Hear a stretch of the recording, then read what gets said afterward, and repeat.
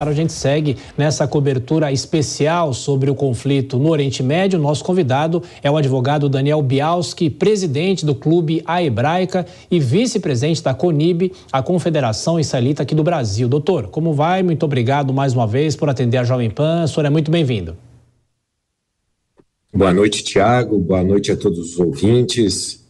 Estou aqui à disposição, infelizmente, para falar dessa tragédia que cada dia nos traz mais cenas de horrores cometidos pelo grupo terrorista Hamas. Sem dúvida. Bom, doutor, a gente tem as informações sobre uma tentativa de diplomacia, o governo israelense tentando se reorganizar, inclusive com a oposição.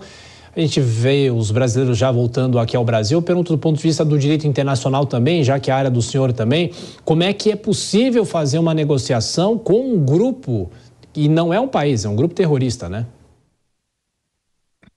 Com terrorista não há qualquer tipo de negociação, porque eles nunca cumpriram e nunca vão cumprir com a palavra, né?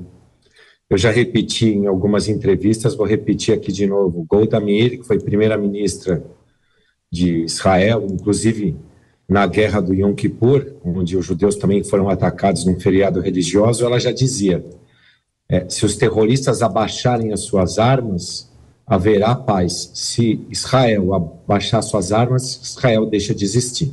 Então, com esse grupo terrorista não há como negociar. Esse grupo terrorista não representa o povo palestino. Esse grupo terrorista, inclusive, massacra, mata os do seu próprio povo. É possível ver, hoje em dia, diante de tudo que aconteceu, diversas manifestações de pessoas que pertenciam ao Hamas ou que tinham familiares que pertenciam ao Hamas, que fugiram, justamente porque ali ou você obedece o que eles determinam, ou você acaba pagando com a vida. Agora, doutor, a gente viu aqui no começo do Jornal Jovem Pan uma imagem que foi divulgada pelo próprio Hamas de uma mulher e os 2 filhos sendo libertados. O senhor acha que é possível que tenhamos nos próximos dias mais cenas como essa? Felizmente, vamos ver isso, porque o senhor diz que não se negocia, mas alguma tentativa de diplomacia precisa haver, não é? Sem dúvida. Eu faço votos, oro a Deus que eles devolvam aí os poucos sequestrados que ainda estão na mão deles, né? A gente tem notícias cada dia mais chocantes e abomináveis do que eles fizeram com a população civil de Israel. Todo mundo viu as imagens das mulheres sendo estupradas, crianças em jaula, idosas sendo sequestradas e subjugadas, corpos arrastados perante a cidade e a festa que eles faziam com isso. Isso é um crime contra a humanidade, isso é um crime que tem que ser punido, tem que ser averiguado. A liderança do Hamas tem que ser processada perante o Tribunal Penal Internacional e, mais do que isso, não pode haver nenhuma dúvida que o Hamas é um grupo terrorista. Eu insisto, não é possível que no Brasil a gente veja alguma liderança política, pessoas, jornalistas que ainda têm a coragem lamentável de dizer que o Hamas é um grupo de resistência. Grupo de resistência não faz isso. E, inclusive, a partir de todos esses acontecimentos, quando se procurar a palavra terrorismo no Google, você pode ter certeza que só vai aparecer o Hamas, porque nunca se viu atos tão brutais, requintes de crueldade. Há notícias, inclusive, que os soldados foram torturados, membros decepados ainda com vida, o que mostra que, efetivamente, que essas pessoas não querem a paz. E se elas não querem a paz, infelizmente, Israel está fazendo de tudo, Israel se uniu, situação, oposição, para tentar trazer a paz de volta para o seu povo. Israel, hoje em dia, vive num clima de tensão absurdo. Há ataques ao norte, há ataques também ao sudeste, ao sul. Israel tem que se defender justamente para que mais pessoas da comunidade israelense não percam a vida por conta desses ataques brutais. E, doutor, o senhor, como um dos presidentes da CONIB, o que podia dizer em relação à comunidade israelita, não só no Brasil, mas também em todo o planeta? De que forma pode haver uma união maior ainda para tentar resolver e superar esse problema, o pior, obviamente, dos últimos 50 anos, pelo menos?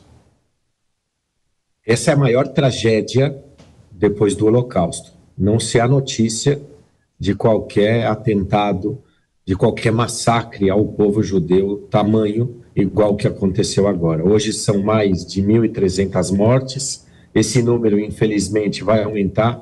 Há muitos feridos em estado grave. A comunidade judaica, não só no Brasil, mas também no mundo inteiro, ela se uniu contra esses atos terroristas, esse grupo terrorista, está denunciando toda essa crueldade, justamente para que o mundo enxergue que hoje a ameaça do Hamas e dos outros grupos terroristas está afligindo Israel, mas pode se espalhar por todo o mundo, e isso não pode acontecer. Aqui no Brasil, inclusive ontem, o Congresso, a Câmara dos Deputados, numa moção coletiva de diversos deputados, fez uma moção de repúdio aos atos terroristas praticados e pediu que o Brasil reconheça que o Hamas é um grupo terrorista, para que se tenha ciência aqui que eles não são bem-vindos em nosso país. O Brasil é um Estado democrático, Israel é um Estado democrático, mas o Hamas está muito longe da democracia. Ele não sabe o que é democracia, ele não consegue conviver com a democracia, ele não consegue conviver com a igualdade de direitos, de gêneros, ele não consegue tolerar que o seu vizinho ali, Israel, possa viver em paz, possa ser esse oásis de desenvolvimento, não só em termos tecnológicos, mas também de sociedade, onde todas as pessoas podem professar a sua religião, independentemente se são ou não são da religião judaica, que todos exerçam os seus direitos civis. Eu vi um vídeo, se eu não me engano, do deputado Kim Kataguiri, que ele muito bem disse o seguinte: Tel Aviv tem a maior parada gay do mundo. Algum desses locais ocupados por esses grupos terroristas, há a possibilidade de ter uma parada gay? Jamais. Essas pessoas seriam aniquiladas, como são aniquiladas e como são mortas, porque esse tipo de liberdade para eles é absolutamente intolerável. E, doutor, só mais uma questão. Os líderes internacionais, até o próprio presidente dos Estados Unidos, que vem dando declarações desde o início do conflito, até que ponto o senhor acha que esse apoio internacional vai ser primordial para se superar isso? E se o senhor teme que outros países apoiem o Hamas contra Israel? Olha, eu fico muito feliz que não só o presidente dos Estados Unidos, mas Inglaterra, Canadá e outros tantos, não só se solidarizaram com Israel, mas também se colocaram à disposição para defender Israel na ONU e para defender Israel, inclusive com empréstimos.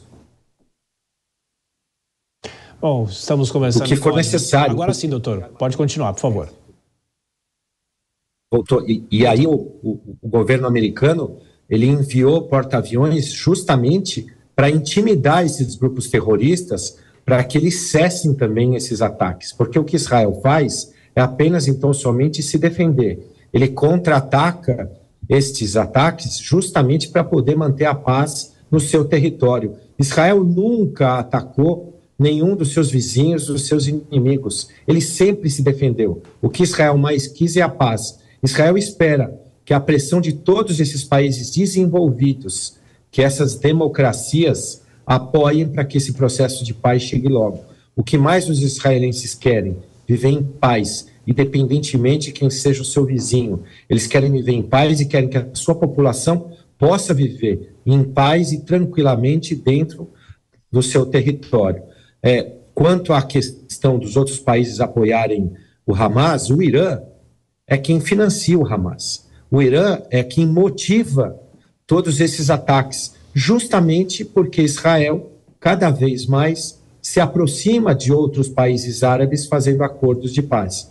Isso foi feito com Emirados Árabes, isso estava caminhando em passos largos com a Arábia Saudita, estava em vias de acontecer, e esse ataque acontece justamente para evitar a assinatura desse tratado. Isso é uma infelicidade se a gente for pensar em mundo, se a gente for pensar em viver em tranquilidade, em viver em sociedade. Como é que pode pessoas praticarem atos, pessoas que se dizem humanos, mas que na minha concepção jamais são humanos, quem mata os bebês, decapitaram a cabeça de crianças.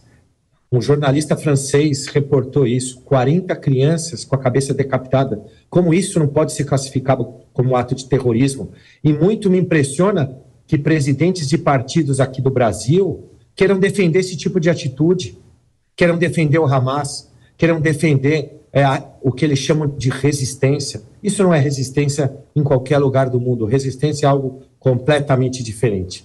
Então eu volto a repetir, a comunidade judaica no Brasil e no mundo, a sociedade em geral, tem que se revoltar com esse tipo de atitude, porque a paz tem que imperar no mundo. A guerra nunca é solução para nada, mas Israel vai agir com força e deve agir com força para defender a sua hegemonia. Conversamos com Daniel Bialski, presidente do Clube A Hebraica e vice-presidente da CONIB, a Confederação Israelita do Brasil. Muito obrigado pela participação, como sempre. Grande abraço, até a próxima. Obrigado, Tiago. Obrigado aos ouvintes. E vou ficar torcendo e orando para que o processo de paz chegue logo. Sem dúvida. Muito obrigado.